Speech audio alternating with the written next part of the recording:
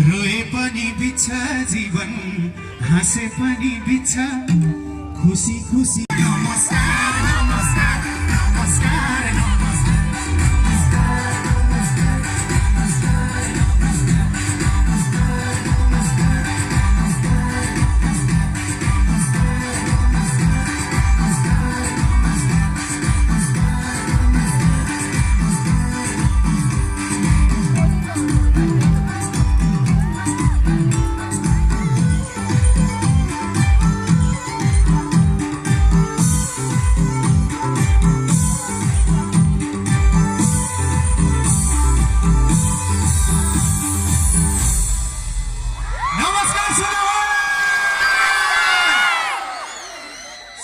Thank you so much सबैजनालाई धेरै धेरै धन्यवाद छ। सुनोवाल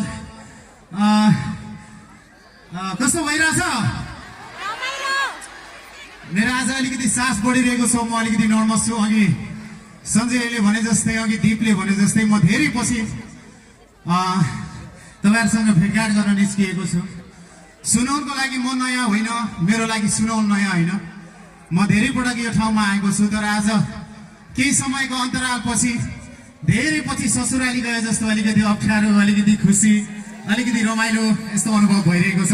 एकचोटि थ्याङ्क यू सो मच सबैजनाले यस्तो गरिदिनु, एक्चुअली नमस्ते गरिदिनु। थ्याङ्क यू सो मच सुनोल। म धेरै धेरै धन्यवाद दिन चाहन्छु।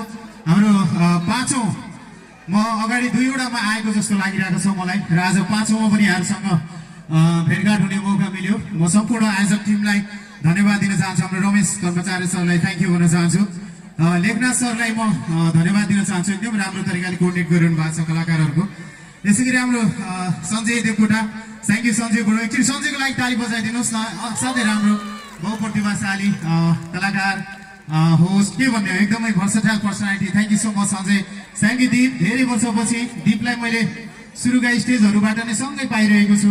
यो क्षेत्रमा आउँदाखेरि एकदमै खुसी लाग्छ। दीपलाई पनि थ्याङ्क यू सो मच भन्न चाहन्छु। यसै गरी म लोकदोरी प्रतिष्ठानलाई पनि सम्झिन चाहन्छु। रमेश सर अहिले बाहिर हुनुहुन्छ, र मेरो यात्रामा सधैँ साथ दिइरहने हाम्रो वीरेन्द्र दाइलाई पनि म थ्याङ्क यू भन्न चाहन्छु। ओके, अब रमाइलो गर्ने हो। Okay, thank you. यहाँ के स्वागत कार्यक्रम भइसक्यो, अनि म आउँछु है त।